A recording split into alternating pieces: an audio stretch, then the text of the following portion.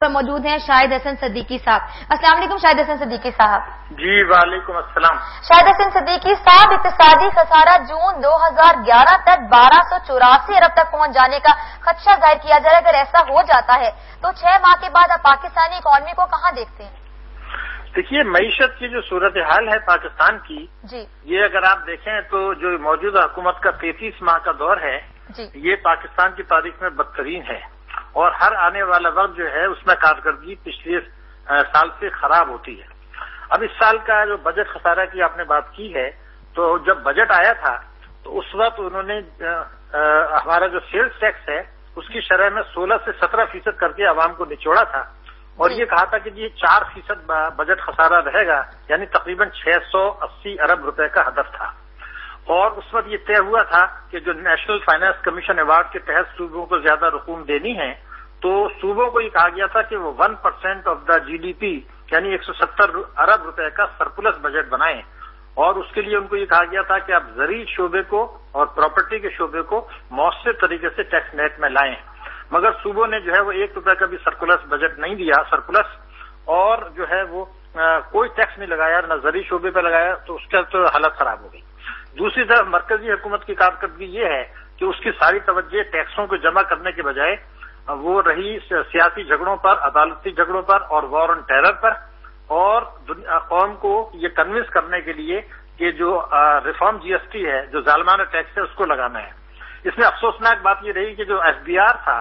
اس کا کام ہوتا ہے پالیسی امپلیمنٹ کرنا اور ٹیکسوں کی وصولی کرنا، اس نے اپنا یہ کام چھوڑ کے یہ ذمہ داری سنبھال لی کہ ہم جو ہیں وہ ٹیکس GST کے لیے قوم کو کنونس کریں گے۔ ان کا کام ہی نہیں تھا، ان کا کام تو تھا کہ ٹیکسوں کی وصولی بڑھائیں، ٹیکس کی چوری روکیں، اس سے کر دیا۔ دوسری طرف حکومت کے شانہ اخراجات جو ہے وہ جاری رہے،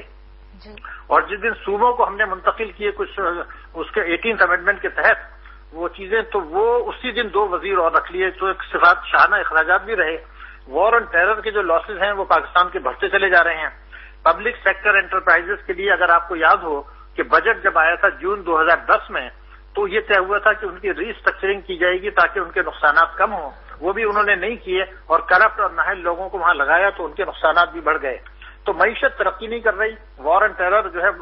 وہ اس کی دہشت گردی کی وارداتیں بڑھ رہی ہیں، ڈرون حملے بڑھ رہے ہیں، ملکی اور بیرونی سرمایہ کاروں نے ہاتھ کھینچ لیا۔ تو اس کے نتیجے میں تو اب یہ تھا کہ 7% سے زیادہ بجٹ خسارہ رہتا ہے، تو پھر حکومت جو ہے وہ اسٹیٹ بینک سے کہے گی جو نوٹ چھاپیں، بینکوں سے قرضے لیں گے اور دوسرے ملکی قرضے لیں گے، اور جو قرضوں کی ادائیگی نہیں کریں گے، تو اب تو یہ ہے کہ معیشت کی شرح نمو سست ہوگی، بے روزگاری بڑھے گی، مہنگائی بڑھے گی، صنعت اور تجارت جو ہے وہ متاثر ہوگی، سب سے زیادہ غریب آدمی ہٹ ہوگا اور قرضوں کا بوجھ بڑھ جائے گا۔ تو حکومت تو اس طرف جا رہی ہے، اور آخری کوشش ان کی ہوگی کہ IMF سے مذاکرات کر کے قومی مفادات کے خلاف کچھ فیصلے کر کے ان سے کوشش کریں کہ کچھ رکی ہوئی قسط مل جائے اور کوئی نئے قرضے مل جائیں۔ یہ ہے اس حکومت کی ترجیح۔ شاہد صاحب، آپ سے ایک اور بات جاننا چاہتی ہوں، جب بجٹ بنایا جاتا ہے تو وہاں پر یقینی طور پر وہی لوگ بٹھائے جاتے ہیں اس کو بنانے کے لیے جو اکانومی کو پڑھ کر آئے ہوتے ہیں، سمجھ کر آئے ہوتے ہیں، یا وہ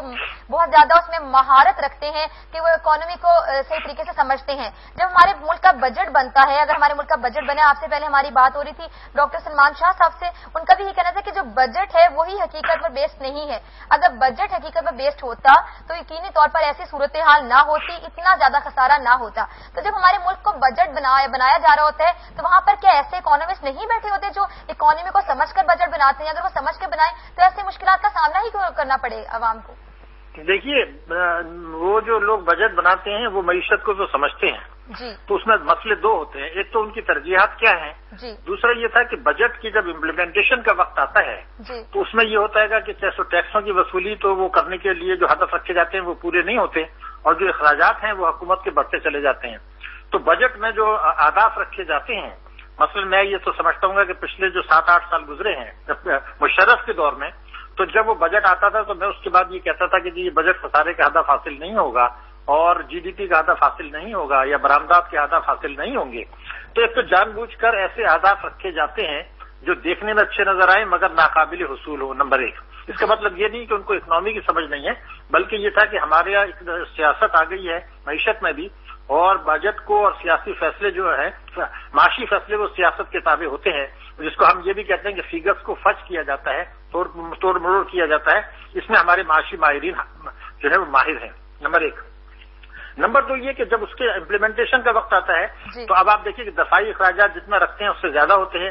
حکومت کے غیر ترقیاتی اخراجات اس سے کم ہوتے ہیں،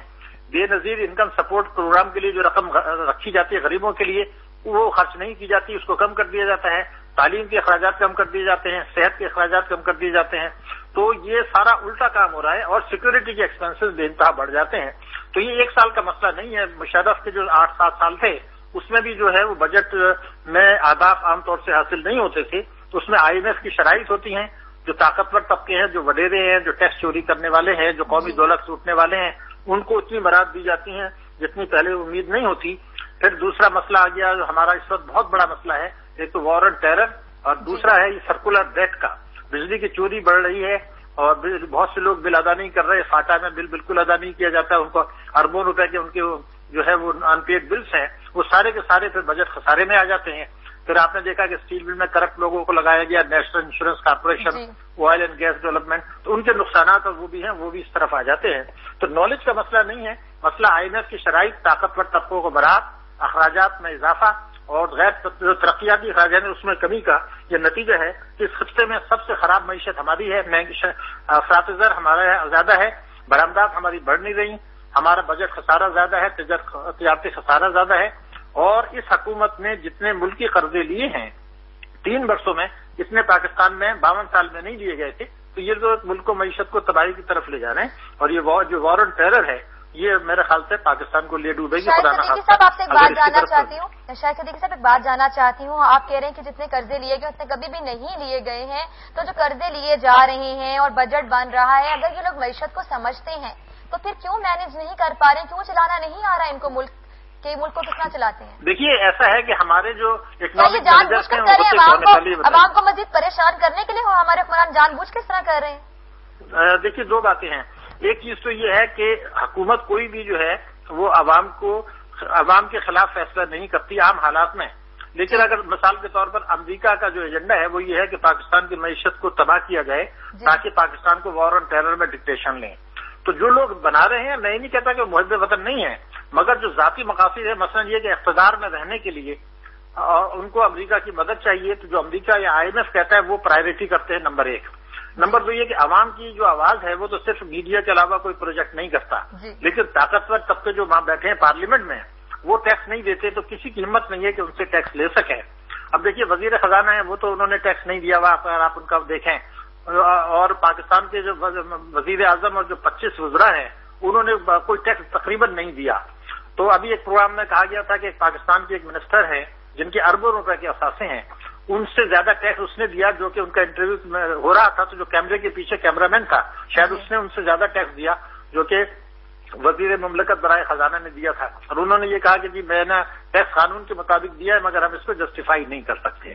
تو بنیادی بات یہ کہ حفیظ شیخ یہ کہتے ہیں کہ پاکستان کے جو ممبران پارلیمنٹ ہیں وہ خود ٹیکس نہیں دیتے، طاقتور طبقوں پر ٹیکس لگانے نہیں دیتے، تو پھر اگر وصول کون کرے گا؟ FDR جو ہے وہ بھی ان کی خوشنودی میں لگا رہتا ہے۔ تو آخر میں نتیجہ یہ رہ گیا کہ آپ بجٹ خسارہ بڑھا دیں، پیٹرول کے نرخ بڑھا دیں، بجلی کے نرخ بڑھا دیں اور قرضے لے لیں، تو یہ ہے IMF کی شرائط کو پورا کرنا، طاقتور طبقوں کی خوشنودی حاصل کرنا اور امریکہ کی خوشنودی حاصل کرنا۔ اس میں ان لوگوں کی جو علم ہے وہ پیچھے چلا جاتا ہے اور اپنے مفاد کی خاطر یہ جو فیصلے ہیں وہ اس طرح سے کیے جا رہے ہیں۔ ڈاکٹر صاحب اس کا جو سولوشن ہے وہ یہی ہوگا کہ اخراجات کو کم کیا جائے گا، یا پھر حکومت ہمیشہ کی طرح بجلی کے نرخوں میں اضافہ کر دے گی، تیل کی قیمتوں میں اضافہ کر دے گی؟ اگر اخراجات دیکھے جائے تو عوام کے لیے تو کوئی بھی خرچ نہیں کیا جا رہا، بجلی عوام کو نہیں مل رہی، گیس عوام کو نہیں مل رہی، عوام بے روزگاری کا شکار ہے، ان امپلائمنٹ ہمارے ملک میں بھری پڑی ہے، صرف حکومت کی شاہ خرچیاں جو ہیں وہی میرے خیال سے شاہانہ اخراجات ہیں، انہیں کو اگر کم کر دیے تو بہت زیادہ فرق پڑتا نظر آتا ہے۔ آپ سے جاننا چاہتے ہوں کیا سولوشن ہے اس کا؟ دیکھیے اخراجات جو یہ لوٹ مار کے مد میں آتے ہیں وہ اس میں میرے خیال سے 75 ارب روپے کی کمی کی گنجائش ہے، 75 بلین روپیز، لیکن ہمارے مسئلے جو ہے نا وہ کئی سو ارب کے، جیسے بھی آپ نے بتایا کہ اگر 1200 نہیں تو 1100 ارب روپے کا خطرہ ہے، تو یہ جو چیز ہے یہ پاکستان کے لیے سسٹینیبل نہیں ہے۔ اس کا حل جو ہے وہ بنیادی طور پر جو سب سے پہلا حل ہے وہ میں آپ کو بتا دوں، وہ حل یہ ہے کہ اگر تنخواہ دار لوگ جو ہیں 25,000 روپے مہینہ کماتے ہیں یا 3 لاکھ روپے سال کماتے ہیں ان سے انکم ٹیکس کاٹ لیا جاتا ہے، لیکن اگر ایک آدمی پراپرٹی خرید کے بیچے اور اس میں 10 کروڑ روپے کما لے تو اس کو ٹیکس کی معافی ہے، وہ ٹیکس نہیں دیتا، انکم ٹیکس کا وہ لگایا ہی نہیں گیا۔ दूसरी बात जो है जिम्मे दारी तब की आती है हमारी कि हमारा जो ज़री शोबा है उसका जीडीपी में हिस्सा है 3016 अरब रुपए की जीडीपी है जी। वो सिर्फ तकरीबन 2 अरब रुपए भी टैक्स नहीं दे रहे क्योंकि उनके ऊपर इफेक्टिवली लगाया नहीं गया ज़री शोबे के ऊपर। 3016 अरब रुपए के अगेंस्ट 2 अरब रुपए के टैक्सेस हैं। स्टॉक एक्सचेंज में सिर्फ कराची की मार्केट कैपिटलाइजेशन जो है वो 3000 अरब रुपए है और वो तकरीबन टैक्स बराए नाम ही दे रहे हैं, उन पर टैक्स नहीं लगाया गया। दूसरी अगर मैं आपको एक बड़ी बात बताऊं, ये हैरानकुन होगी कि पाकिस्तान में जो बैंकों के डिपॉजिट हैं वो है 4600 अरब रुपया। कौमी बचत स्कीमों में कोई 1700 अरब रुपया लगाया गया है। उसके बाद जो है शेयर्स में जैसे मैंने बताया सिर्फ कराची में 3000 अरब रुपए के हैं, ये 9000 अरब रुपए बन जाते हैं। इसके अलावा कई हजार अरब रुपए के मकानात हैं और गाड़ियां वगैरह हैं। तो इनका एक बहुत बड़ा हिस्सा ऐसा है कई हजार अरब रुपए का जो कंसील इनकम से बनाया गया है, जिस पर टैक्स नहीं पे किया गया। ये हुकूमत के इल्म में है, लेकिन हुकूमत उनसे टैक्स लेना नहीं चाहती, न उनसे कानून के मुताबिक। तो अभी एक प्रोग्राम में मैं वजीर खजाना के साथ था तो मैंने उनको ये इशू रेज किया कि जी मिसाल के तौर पर मैं एक आदमी है जिसके ने के अपनी तनख्वाह से 50,000 रुपए बचाए और उसके ऊपर इनकम टैक्स भी दिया, उसके बाद उसने गाड़ी खरीद ली तो प्रॉपर्टी टैक्स दिया, अगर उसने उस पैसे को बैंक में जमा करा दिया तो उसके मुनाफे पे टैक्स दिया।